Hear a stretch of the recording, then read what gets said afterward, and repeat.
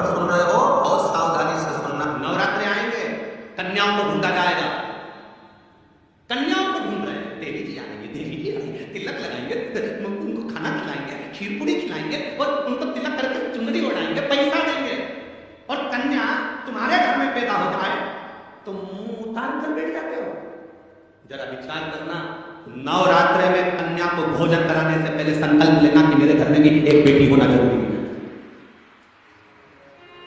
नवरात्रि में कन्या पूजन करने से पहले संकल्प लेना है, देवी मैया हमारे घर में भी एक बेटी जरूर देना, एक बेटी का जन्म हमारे घर में जरूर देना। तो यह कथा क्या गलत कह रही है? अब तुम्हें कोई गलत बात लगी कैसे हुई? फिर भी लोगों ने कह दिया जिनके यहाँ बेटी नहीं हो तो उनके लड़की ना देवे।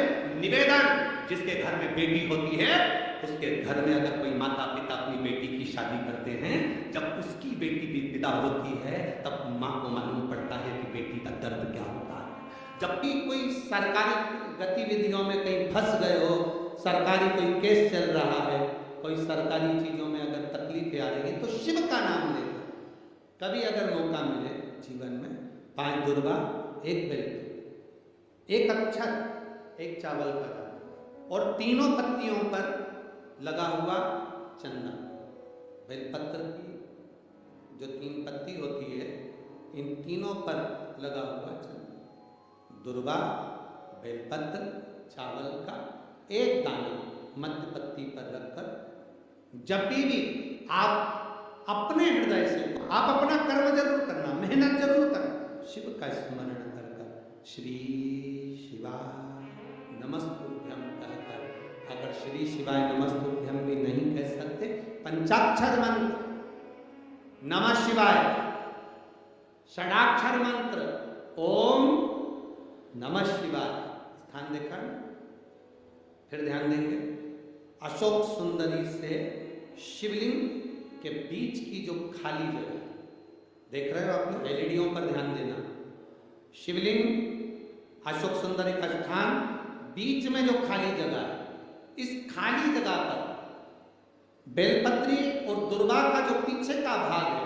वो पीछे का भाग अशोक सुंदर की ओर होना चाहिए, अशोक सुंदर की ओर उसका भाग हो जाए और पत्ती को उस तरह से शिवलिंग और जो खाली जगह है उसके मध्य में रखकर कोई सरकारी चीज के लिए, कोई प्रशासनिक चीज के लिए, कोई केस के लिए, कोई कानूनी कार्रवाई के लिए, कोई तकलीफ में घिरे हुए हो तो उस स्थान पर ये बेलपत्र केवल 1 बार चढ़ाकर बाबा से विनती करना, बाबा उसको स्वीकार जरूर करेगा।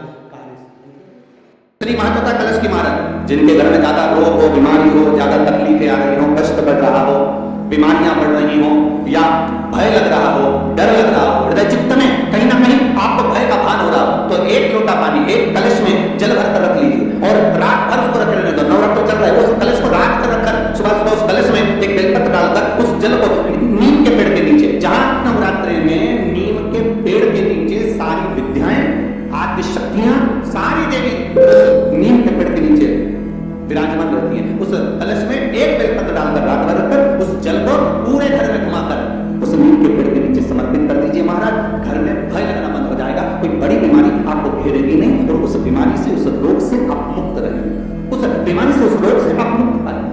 क्या स्त्री भगवान शंकर के शिवलिंग का स्पर्श कर सकती है? क्यों नहीं? रजस्वला धर्म के समय पर स्पर्श ना करें, रजस्वला धर्म के समय पर भगवान को छुएं, रजस्वला धर्म के समय पर भगवान के मंत्र का जाप करना नहीं छोड़ो, भगवान का नाम लेना नहीं छोड़ो। कोई ने कहा गुरुजी हमने तो सुना है कि रजस्वला धर्म के समय पर नारी भगवान का नाम भी नहीं ले सकती। हमने कहा रजस्वला धर्म के समय पर नाम क्यों नहीं ले सकते? रजस्वला धर्म के समय पर खा सकते हो, मोबाइल चला सकते हो, सेल्फी ले सकते हो, तो फिर भगवान का नाम क्यों नहीं ले सकते? कौन सी पुराण में लिखा है कि रजस्वला धर्म के समय पर भगवान का भजन नहीं करना चाहिए या नाम नहीं लेना चाहिए? कुबेरेश्वर धाम से आया हुआ रुद्राक्ष हो या तुम्हारे घर में रखा हुआ रुद्राक्ष हो या गले में पड़ा हुआ रुद्राक्ष हो, बीच में से छटक जाता है, फट जाता है, टूट जाता है, अंदाजा लगाना कोई विपदा की घड़ी तेरे ऊपर आने वाली थी, तेरे घर पर आने वाली थी, देवाधिदेव महादेव ने अपने ऊपर झेल ली, टूट गया। सब बोलिए एक बार जमकर, श्री शिवाय नमस्तुभ्यम। प्रैक्टिकल जरूर करना, कहीं सियोर वाला महाराज झूठ तो नहीं बोल रहा। शास्त्रों की बातें हमारे जीवन में हमें सुख प्रदान करे। हर हर महादेव, हर हर महादेव, हर हर महादेव। प्लीज़ चैनल को सब्सक्राइब करें और लाइक